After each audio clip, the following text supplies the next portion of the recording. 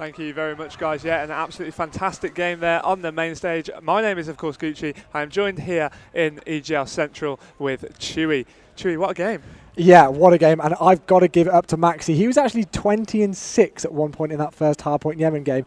And then in the Raid S&D, he finished 11-4, I've got here on my notes. So definitely a good series from him. And no, you said before we joined them in that game earlier on, all of them could go off. And then Tommy at the end there, I think he dropped like 30 and 14 in that CTF game. So complete dominance by them. And I mean, you would expect it. They're facing an unseeded team. They are the 9th seed here. But still, first game on main stage at EGL10, very impressive. Yeah, exactly, and hopefully a sign of good things to come for that Millenium lineup. Now, that does mean, of course, that Dominus will drop down into the losers bracket, and I'm not sure exactly who they're playing. That game is going on over on the other side of the game at the minute. And, of course, we will be seeing Prophecy feature here very shortly, as well as Infuse. They're going to be the next game up on the main stage.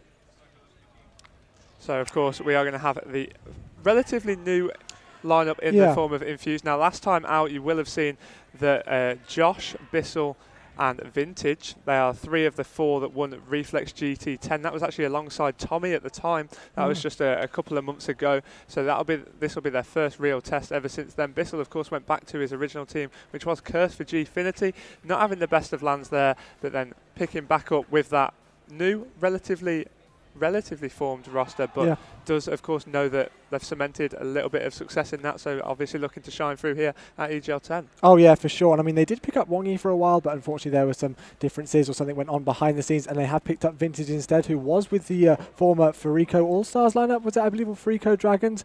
Me being Chewy, not remembering that kind of thing, but you know, they've all got good experience online and on LAN as well. They are all a strong squad. So I feel, you know, they're going to take their individual capabilities and bring them all together, and I definitely think they're a team to look out for. I'm going to enjoy commentating them and seeing what they can do throughout EGL10. Well, they're definitely ones who are going to do it. Yeah, well, their first game earlier, they actually dropped the S&D, but they won 3-1 in total. I believe I saw tweets out from the players that they actually put them in 20 and 30 point clubs on both hard points, and they won the CTF 10-0. So their respawn game mode is certainly a force to be reckoned with. So it's going to be very, very interesting to see what they can do here on the main stage very, very shortly. Yep. I don't know who's going to be the player to look out for Infused again. I like asking this question. I don't know. I can't This is your favourite question. It is. With such strong lineups, it's really hard to pick a player out. I mean, you've got Josh, who won at EGL8. He, of course, defeated Optic. You've got Bissell, who on this game has been absolutely phenomenal. He won at EGL4. You've got Vintage, who praises sing for himself. The list does just literally go on and on for this team, so it's going to be very, very hard to actually pinpoint a player. I think we're just going to have to let and see how it comes out. Yeah, well, I mean, I'm expecting all teams to do well. Millenium there, we did see managing to progress through to winners bracket round 4, I believe. So I don't think there's been any major upsets so far, and we see a lot of shutouts so far. You know, we had it come up on the screen earlier on, Gooch, where there are a load of shutouts going on, and we've had 2 now on the main stage already. So hopefully we can get some close games going up against soon. I'm not too sure who we've got exactly coming up against Infuse next up on the main stage, but I certainly can't wait to see. I can see Daredevil lining up there. Oh, okay. So this could be quite a close one. What do you know about those guys? Daredevil, of course, well, for anybody that's followed any EU scene for quite some time will know the name Daredevil.